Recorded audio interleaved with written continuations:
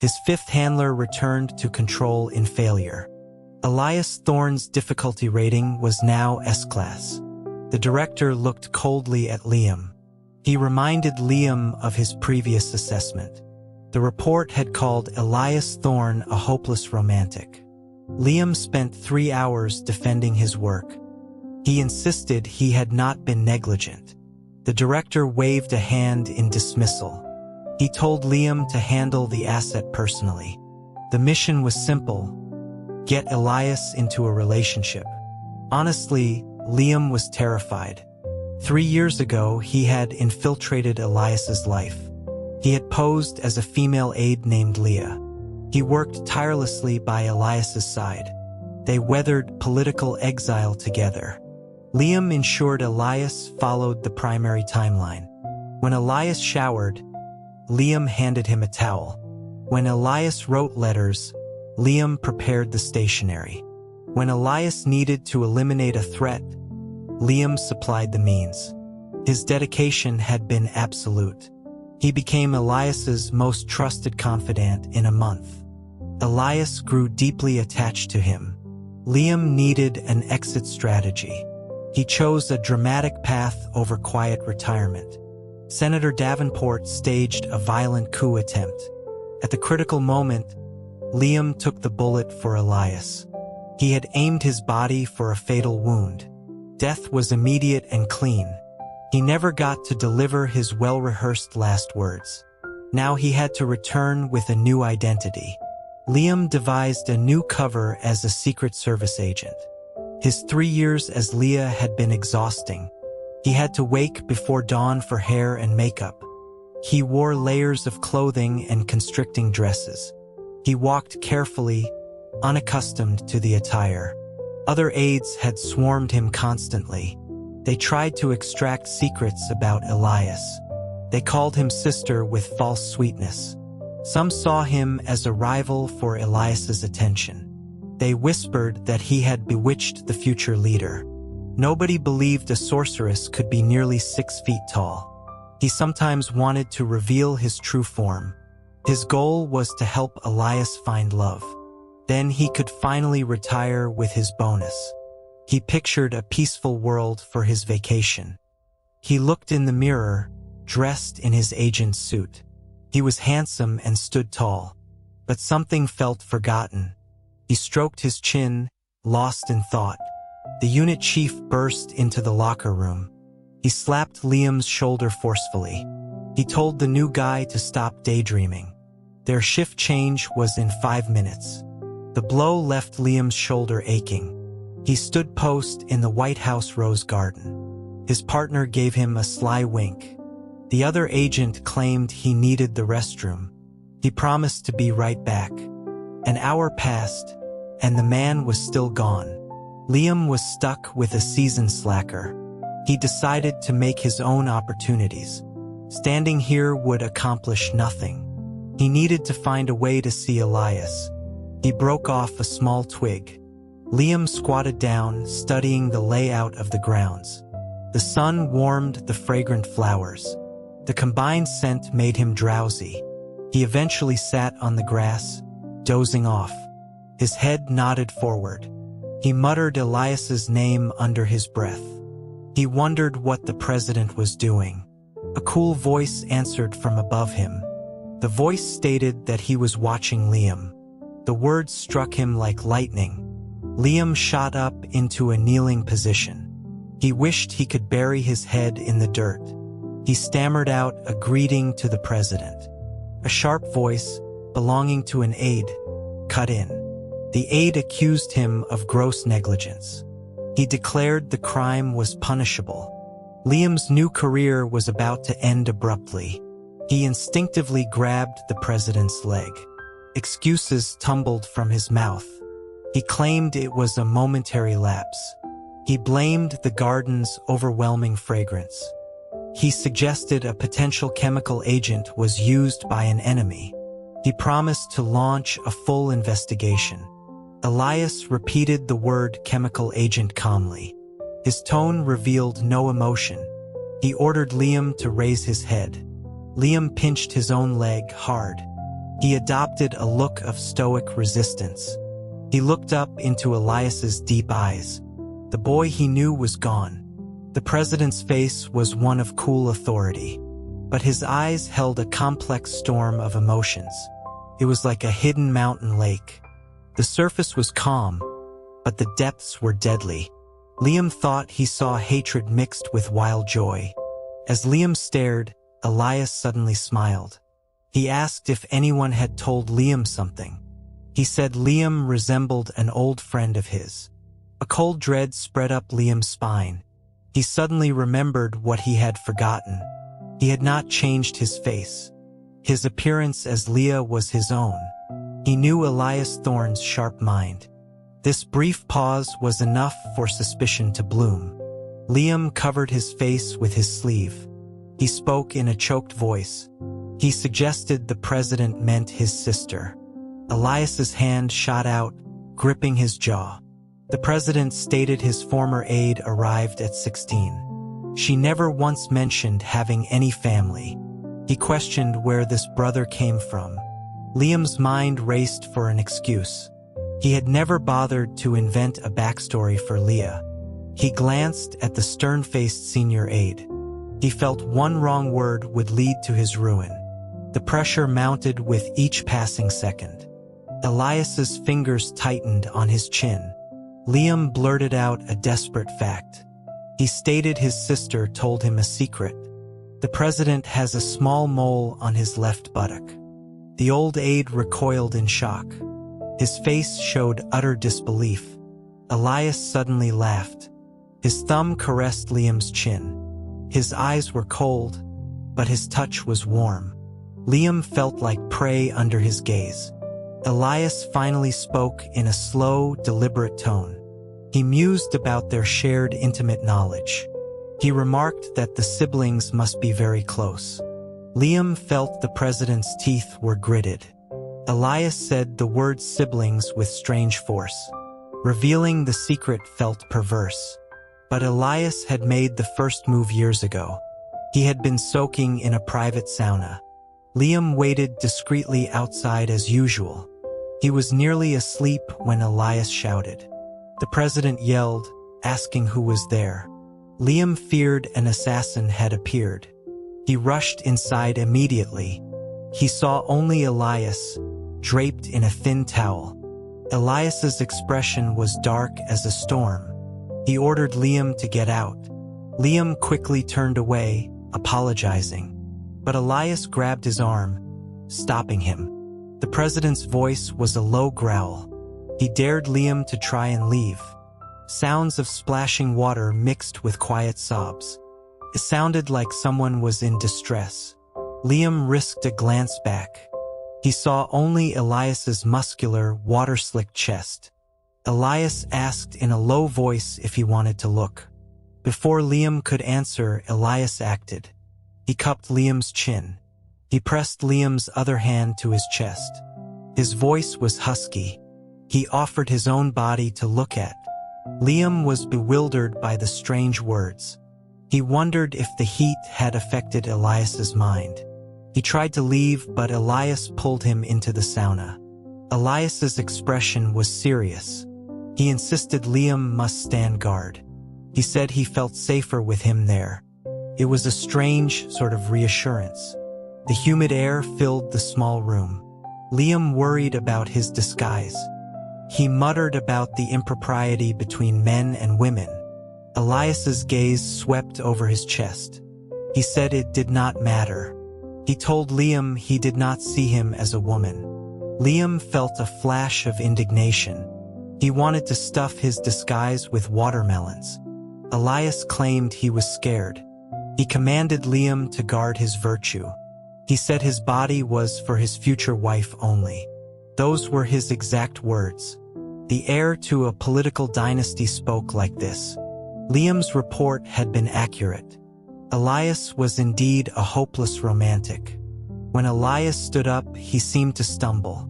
Liam reached out to steady him. He noticed a small dark spot as Elias moved. The warmth of the room made him reckless. His hand moved faster than his brain. He poked the small black dot. He cheerfully announced Elias missed a spot. Profound silence fell. He would never forget the look Elias gave him. Nor would he forget the soft texture under his finger. He had even rubbed it for emphasis. Looking back, he was lucky to be alive. Elias had shown incredible restraint. The memory made Liam avert his eyes. The senior aide took 2 discreet steps back. He feigned deafness due to old age. Elias seemed intrigued by the situation. He asked what else his sister had told Liam. Liam knew a great deal more. They had been inseparable for 2 years. He knew Elias's shoe size and clothing measurements. Elias told him to share these stories slowly. He then instructed his aide, Peterson.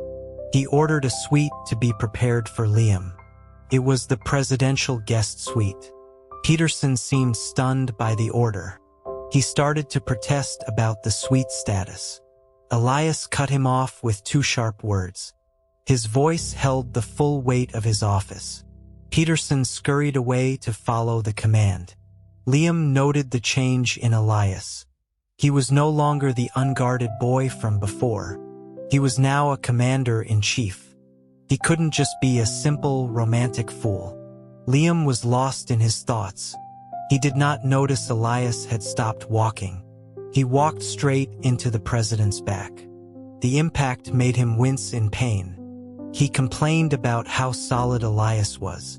He quickly corrected himself. He praised the president's powerful physique. Quick apologies were key to survival. Elias had grown taller in 3 years. He was now a head taller than Liam. His physique was toned and strong. Liam wondered how he found time to work out. Presidents were supposed to be buried in paperwork. He felt a surge of envy. Inside the guest suite, Liam was amazed. He understood Peterson's earlier hesitation. The room was filled with priceless art. A massive silk screen depicted a serene landscape. Fixtures seemed to be crafted from gold. The entire space radiated opulent power. It was the room of his dreams. Elias settled into an armchair. Liam instinctively poured him a glass of water. He poured one for himself out of habit. Elias's eyes narrowed slightly. He placed a hand over Liam's glass. He mentioned the water was specially imported. It was rare and extremely expensive. He asked who gave Liam permission to drink it. In poorer times, they shared water from a single cup. Liam silently called him a cheapskate. He offered an excuse about poison. He would test it for the president first. Elias leaned back, a brow arched. He challenged Liam to try it. Liam tipped his head back and drank. He declared the water safe. Elias's gaze darkened. He mentioned that poison could be subtle, could be on the rim of the glass, or it could be a mixture of 2 harmless substances. Liam wanted to call him paranoid, but Elias continued speaking. He spoke of countless assassination attempts. The methods were increasingly sophisticated. He said he had to be careful. Liam remembered abandoning him in this dangerous world. He felt a pang of guilt. He asked what they should do then. Elias beckoned him closer with a finger. Liam bent down toward the president. Elias suddenly reached up. His pale fingers grasped Liam's lapel. He tilted his chin up. His soft, hot lips pressed against Liam's mouth. The moisture there was quickly absorbed. When Elias pulled away, Liam was stunned. He could not process what had just happened. Elias licked his now damp lips. His tone was nonchalant. He said that this would ensure it was safe. Liam felt this was hardly a reasonable protocol. He realized his personal space had been invaded. He covered his mouth, stammering. He asked if Elias feared poison on his lips. Elias asked if there was any. Liam was speechless. He admitted there was not. He then asked if this would be the new method. Elias nodded with a gracious expression. He said since Liam suggested it, it could be arranged. Liam screamed internally, but he was too cowardly to protest aloud. His life returned to a familiar rhythm. He stood watch by Elias's bed at night. He waited outside the bathroom during showers. He even stood by to serve Elias during meals. It was worse than before. Without the female disguise, his duties expanded. He even had to guard the restroom door. He felt like he was surgically attached to the president. His colleagues were green with envy. They all said he was destined for greatness. Liam was so tired he could barely function. He wanted to offer this blessing to them. Meanwhile, control was relentless. The director urged him to start the romance plotline. He was given a 1-month deadline. Failure meant Liam would have to complete the mission himself. Liam suspected the director had lost his mind. Elias was handsome, rich, and powerful. He was also a deeply devoted person. But Liam was a man. How could he possibly romance another man? He argued his case with control. He pointed out that even if he agreed, Elias never would.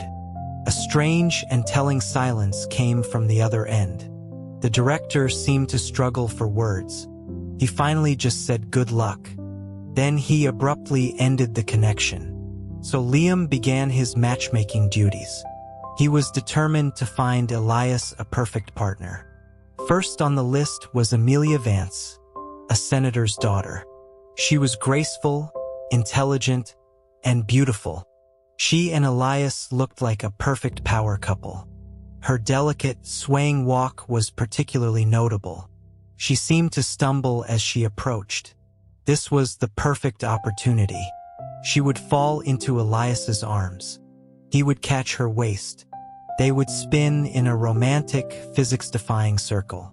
Love would blossom instantly. Liam watched with eager anticipation. Elias took one step to the side. Amelia Vance fell flat on the ground. She let out a very unladylike squeal. Liam winced as she hit the pavement. Elias looked at him with a stony expression. He asked why Liam was just standing there. Liam pointed at himself, confused. Elias accused him of inaction. An intruder had clearly threatened the president's safety. His face was cold as he spoke. He docked Liam's pay for 1 month. Liam's face must have looked worse than Amelia's. A full month's salary was gone. He protested weakly. He said the girl was famously delicate. He asked how she could possibly harm the president. Elias replied with a straight face. He said she had startled him. Amelia was clearly speechless. She gracefully bowed with tear-filled eyes. She excused herself due to feeling unwell. Liam watched her retreating back with sorrow. Elias's voice turned grim. He asked if Liam was sad to see her go. Liam nodded automatically before catching himself. He noticed Elias staring at him intently. The president's dark eyes hid all emotion. Before Liam could explain, Elias scoffed. He declared the rose garden was boring now. Liam was baffled. Elias was the one who insisted on a walk. He sighed at the unpredictable nature of men. Liam was planning his next matchmaking attempt. That evening, Peterson delivered a stack of dossiers. Elias slowly spread them across his desk. He mentioned the public pressure to marry. He asked Liam for his opinion. Liam looked through the files. A governor's daughter, fiery and passionate. A tech billionaire, elegant and intelligent. Each was beautiful in her own way. For some reason, looking at them made him uneasy. He recalled his time with Elias in political exile. They were nobodies with only each other. His heart felt a strange, sour pang. He pressed a hand to his chest. He told himself it was just professional jealousy. He was a lonely agent playing Cupid for a president. The situation was profoundly unfair. He gave a professional, detached answer. He said the choice of a first lady was the president's alone. Elias replied that anyone would do. Liam was alarmed by his casual attitude. He couldn't let Elias be so reckless. He told the president it was unfair. It was unfair to himself and to the woman. Elias's voice was quiet and melancholic. He said his heart already belonged to someone, but her social standing was too low. Liam froze. So that was why the main plot hadn't started. Elias was already in love. The man hid his secrets well. A sharp pain seized Liam's heart. He quickly suppressed the strange feeling. He forced a laugh and patted Elias's shoulder. He encouraged Elias to pursue his love. He said life was short and meant to be lived fully. He promised to remove any obstacles. If he had known sooner, the mission would be easy. He could have finished it in 3 days. Elias watched him silently. His lips parted slightly. He said, "Your sister." Liam was confused for a moment. He thought it was an insult. After a long pause, the meaning hit him. A strangled gasp escaped his lips. His hands began to tremble. He could only stammer incoherently. Elias nodded calmly.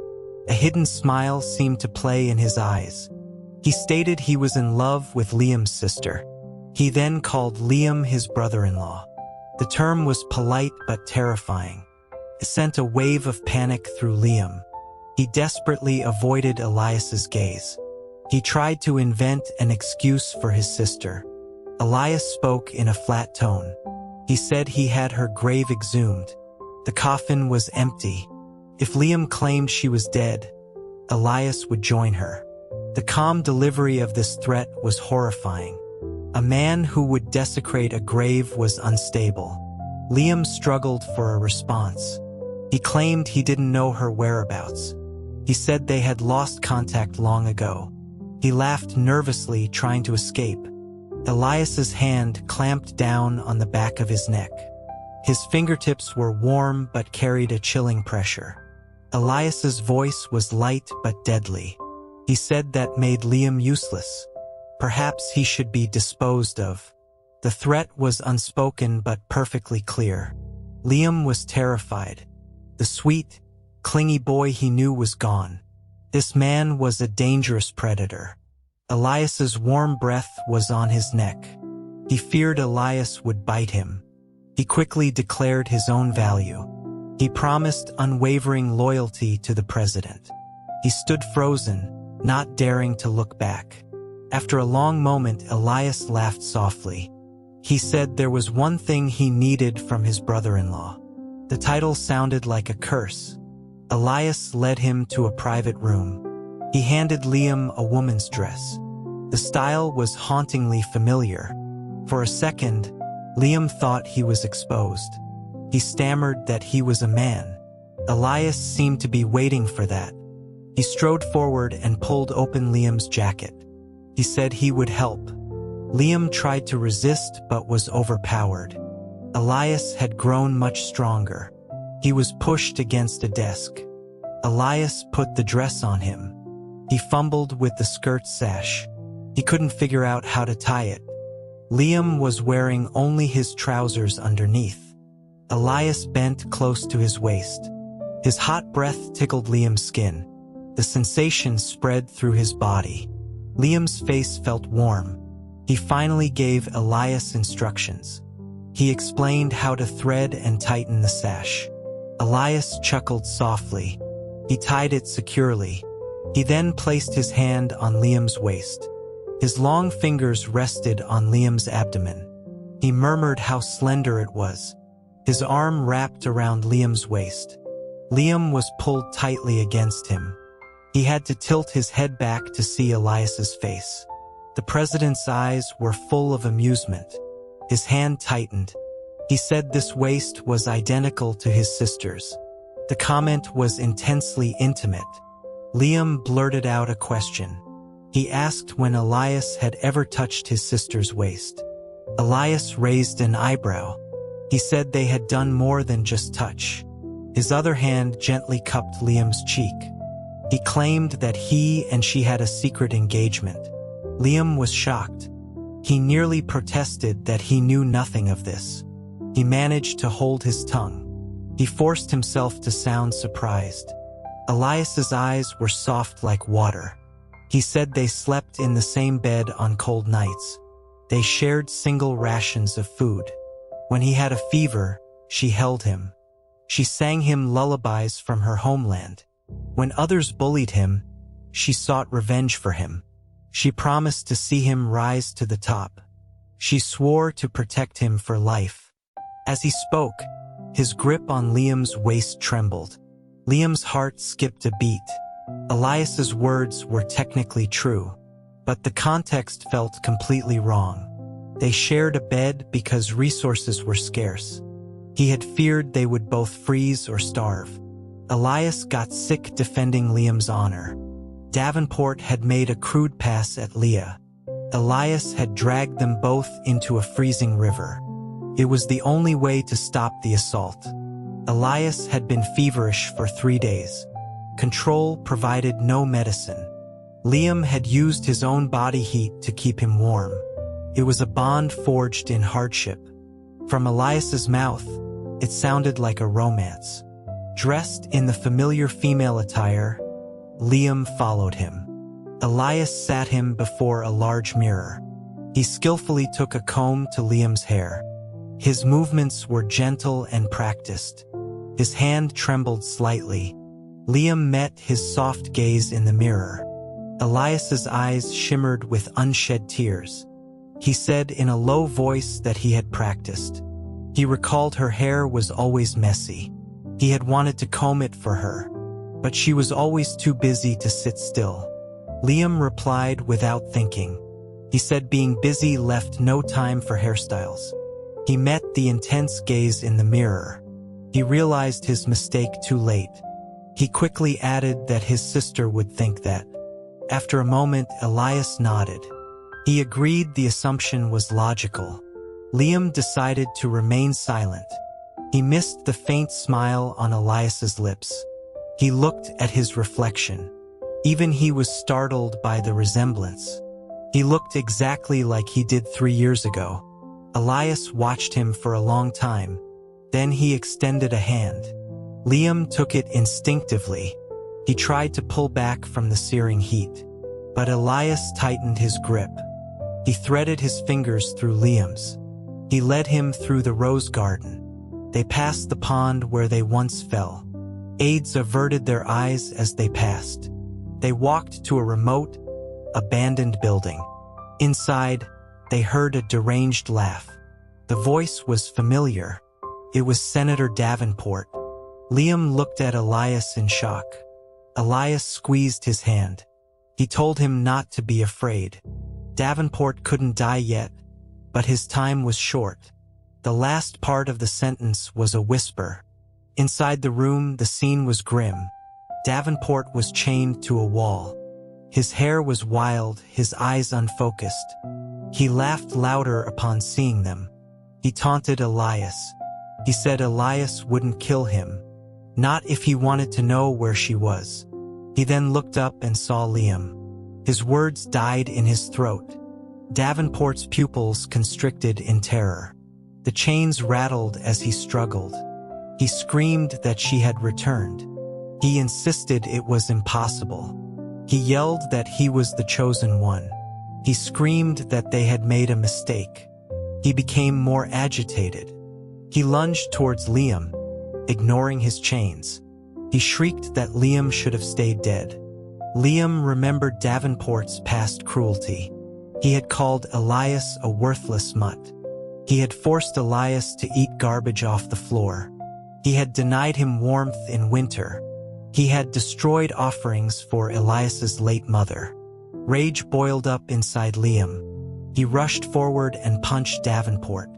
He yelled that Davenport was the one who should be dead. The memory of the bullet wound still ached. Davenport spat out a mouthful of blood. He ranted about being destined for greatness. He called them abominations. Liam didn't hear the rest. Elias knocked Davenport unconscious with a single blow. The force of his punch was immense. Liam was slightly annoyed. Davenport's talk of destiny was intriguing. This world's parameters were incomplete. Liam's original mission was just to keep Elias alive. Elias had earned his power through his own efforts. Liam finally understood the purpose of this visit. Elias had wanted to provoke the prisoner. Elias scoffed at the idea. He said Davenport was not worthy. He took Liam's hand again. He said he was making an announcement. He was telling Davenport and the world. He was going to install his first lady. Liam was stunned. His first thought was not of mission success. It was a feeling of profound loss. The emotion was complex and bittersweet. He asked who the lucky woman was. Elias looked at him with conviction. He said, "You." Liam's first reaction was disbelief. He thought Davenport's madness was contagious. His shock must have been obvious. Elias clarified his statement. He didn't believe Liam's sister was truly gone. He was trying to force her out of hiding. Liam told him sincerely it would not work. He could not rescue himself from himself. Elias was undeterred. He said they had to try. Elias was a man of swift action. That night, a formal suit was delivered. It was tailored for a wedding. Liam stared at the fine, crimson-lined silk.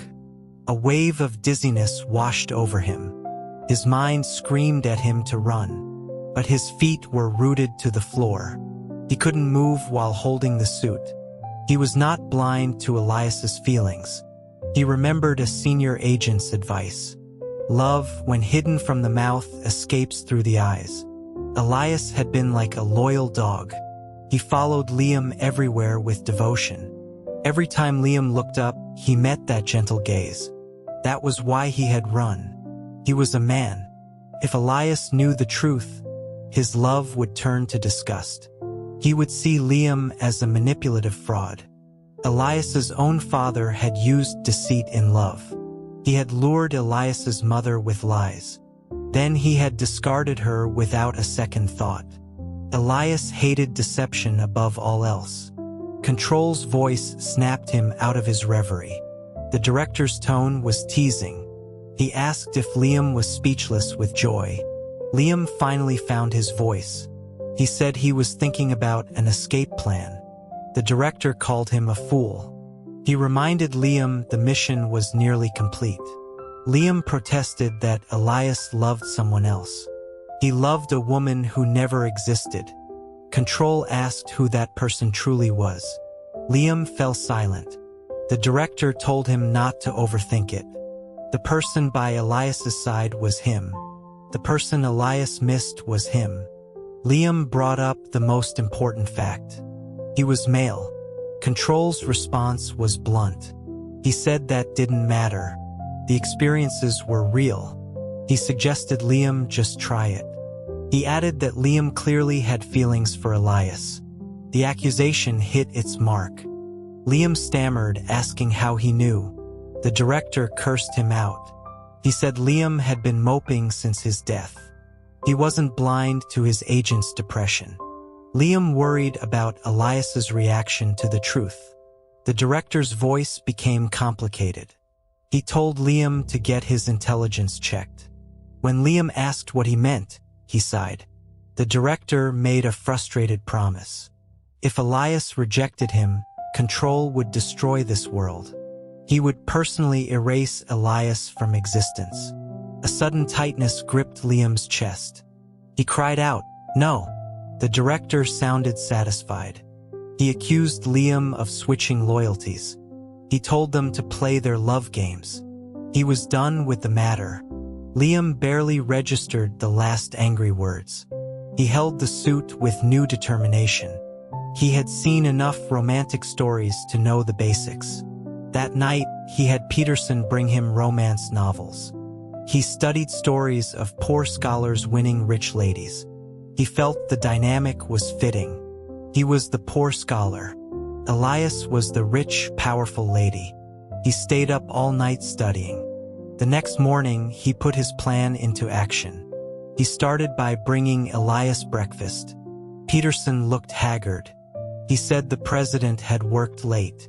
Elias's voice came from inside the room. He told Liam to enter. Liam went in cheerfully. He saw Elias reclining on the bed, shirt half open. Liam took a sharp breath. He smiled and presented the food tray. He told Elias to taste his fine cooking. Elias's eyes darkened slightly. He remarked that she used to cook for him. Her skills were poor, but he always praised her. Liam looked at the slightly burnt toast. He felt a surge of insecurity. His cooking skills had not improved much. He insisted his own cooking was better than his sister's. He had to subtly praise himself over his alter ego. The thought was absurdly amusing. Elias ate everything, but his expression was unreadable when he finished. He announced their union would be in 3 days. He told Liam to rest until then. He then looked away, a rare blush on his face. He asked if Liam had tried on the suit. Liam lied and said he had. Elias's ears turned red. He dismissed Liam, claiming to have work. This was unusual. Elias always insisted Liam stay with him. Now he was being sent away. Liam sighed, wandering the halls aimlessly. He thought about the novels he had read. Being jealous of himself was exhausting. He passed a high wall and heard a familiar voice. He remembered the forgotten Senator Davenport. He felt a sense of suspicion. Elias was not one to leave loose ends. There had to be a reason Davenport was alive. He expertly scaled the wall. Davenport saw him and shivered violently. His eyes were surprisingly clear. He asked why Liam had come back. Liam frowned, feigning ignorance. Davenport said he had told Elias everything. He begged for a quick death. He rambled that Elias was the chosen one. He said Liam's job was to protect him, but he spat that Liam was only here for a mission. Nobody truly loved the mutt president. He called Elias a cursed star, destined for loneliness. He screamed that the presidency should be his. He was clearly on the edge of madness, but his words contained a critical piece of information. Davenport must have overheard him talking to Control. He likely told Elias this secret to save his own life. This meant Elias might have known for a long time. Liam wondered how much he knew. Did he know about the mission? Did he know Liam's true identity? Or did he know the truth of their world? What had Elias been thinking for 3 years? The past 3 years had been short for Liam. He had been able to monitor Elias's progress. But for Elias, it was 3 real years. 1,000 lonely days and nights. What did he do with that partial knowledge? A new emotion bloomed in Liam's chest. It was a mixture of pain and regret. He turned to leave, his mind racing. Davenport called out to him again. He offered Liam a better deal. He promised double whatever Elias was paying. Liam pulled out a concealed blade. He plunged it into Davenport's heart. He gave the man a quick end. He remembered all the humiliation Elias had endured. This was the only mercy Davenport deserved. His mind was in turmoil. He forgot to use the main door. He climbed back over the wall by instinct. He was carrying a gift he had prepared for Elias. He had decided to tell him the whole truth. He would let Elias make his own choice. If Elias couldn't accept him as a man, he would leave. But he would leave without deception. He would tell Elias that he loved him. He had his speech all planned out. As his feet touched the ground, he felt a sharp pain. The world spun and he collapsed. The last thing he saw was Elias's grim face. His eyes were red with unshed tears. He gently lifted Liam into his arms. When Liam awoke, his wrists felt heavy. He looked down and saw he was chained. Slender golden chains were on his wrists and ankles. They were padded with soft velvet. Before he could process the situation, Elias stirred. The president was lying beside him. He tightened his grip on Liam's hand. Their eyes met. All of Liam's prepared words vanished. Only one phrase remained. He said, "I'm sorry." A searing pain shot through his wrist. Elias's eyes were crimson, on the verge of tears. He demanded to know why Liam was sorry. He knew Liam was planning to leave again. He asked why he was always the one being abandoned. He questioned if Liam's feelings were just part of the mission. The rapid-fire questions stunned Liam. He realized Elias knew everything, and he had said leave again. So Elias had known his identity for a while. All his careful hiding was for nothing. It was embarrassing. His silence seemed to break something in Elias. He pulled Liam into a crushing embrace. He laughed, a chilling sound. He said it didn't matter. Liam was not going anywhere. He buried his face in Liam's neck. He asked if the room's layout was familiar. He confessed his own deception. He had lied about the suite's name. It was a name that meant beautiful thoughts. He had harbored those thoughts for a long time. His voice was light, as if telling a story. He said he was grateful to Davenport. After Liam died, he had wanted to follow. His only goal was to give Liam the world. Without him, the world was meaningless.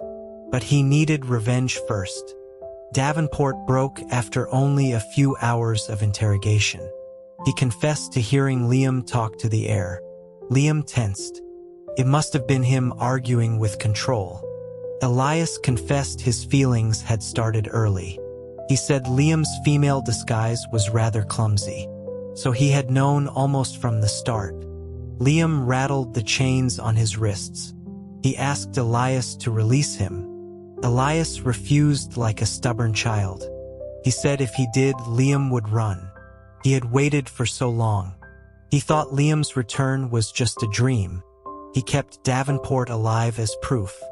Only Davenport shared his belief that Liam was alive. Liam's throat felt tight. His voice was hoarse. He asked how Elias knew he would return. Elias shook his head honestly. He had been waiting and preparing to die. He didn't know how to find Liam. But Liam's mission was to keep him alive, so perhaps his death would summon him. But Liam had asked him to be a good ruler, so he gave himself 5 years.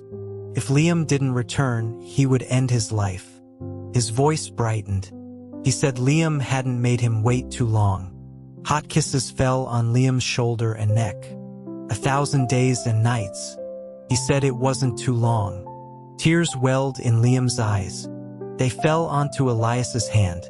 He asked why Elias had pretended to want his sister. Elias admitted it was petty revenge. He released Liam and held up the suit. He shook it out, revealing a man's garment. He held it clumsily against himself. He said he made a new one every year. He had estimated Liam's measurements. He asked if Liam had tried it on. Liam admitted he had not. He thought it was for a woman. He thought it was for the ghost of Leah. He had not realized it was always for him. Liam gestured to the package he had dropped. He asked Elias to open his apology gift. Elias didn't even look at it. He said if Liam was sorry, he could pay with himself. He only wanted Liam. Liam insisted it was a real gift, and he had not been planning to run. He was coming to tell Elias the truth. A stunned expression appeared on Elias's face. After a moment, he asked why Liam climbed the wall. Liam felt embarrassed. He explained his mind was focused on his confession. His body defaulted to old habits. It was a habit from stealing food for Elias. Elias still seemed in disbelief. He asked if Liam was really not leaving. Liam shook his head. He said his new mission was Elias's happiness. Elias said he needed one thing for that. He needed a partner. Liam felt a blush creep up his neck. He asked if he was a suitable candidate. Elias's voice was firm. He said he needed a male partner named Liam. Liam grinned, surging forward to kiss him. He was jerked back by the chains. He nearly fell off the bed. Elias caught him just in time. Liam demanded to be set free. Elias looked at him with a reluctant expression. He said he had always wanted to try this. He asked if his partner would indulge him for one night. Liam flatly refused. He valued his life. He later learned what Elias had been busy with.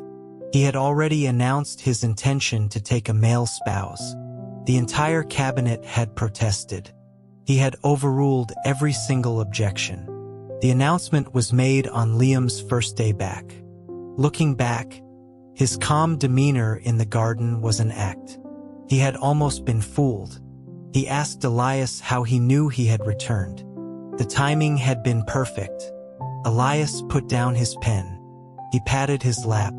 He told Liam to come over and he would tell him. Liam rolled his eyes. He gently rubbed his sore backside. He turned over and went back to sleep. The warm spring breeze blew through the open window. He drifted off in a familiar, warm embrace. Elias held him close. The sun was high in the sky. It was a perfect temperature for a nap. He wrapped his arms around Elias and dreamed. Elias had been called a mutt his whole life. He was used to being unwanted. So when he first met Leah, he was cynical. The man's acting skills were terrible. The padding in his chest was often uneven. But this person protected him day after day. Falling in love with him was effortless. But he was wrong. A cursed man like him did not deserve love. When Liam died in his arms, the world went silent. The only reality was the sticky blood on his hands. He had no time to react. He never got to say he loved him. Davenport had babbled about a mission. Elias half believed him. One day he tried a blood ritual. As he was bleeding out, a voice spoke to him, called itself the director. It said his suffering was a prelude to happiness. It told him to stop causing trouble. Elias said he didn't want to be president. He just wanted Liam. The director said a president could have anything. Elias told him he only wanted Liam. The presidency was nothing compared to him. The director told him to stop being foolish and to stop self-harming. Elias did not know that term, but he knew the director feared his death. He cut his wrist deeper. He repeated that he wanted Liam. The director cursed them both. He called them a pair of lunatics. He promised to arrange Liam's return the next day. And so he saw Liam again. Liam would never know about the fresh scars. They were hidden beneath Elias's sleeves. The director later offered Elias a job at the agency. He said Elias was smarter than Liam. Elias accepted without hesitation. In the 5th year of his reign, President Elias Thorne died suddenly. His male consort, Liam, vanished. Some claimed to see 2 white cranes flying from their tomb. They flew together, their necks intertwined. Elias's 5-year term brought an era of peace. But his marriage to a man remained controversial. Yet, romanticized stories of them became popular folktales, a beautiful legend passed down through generations.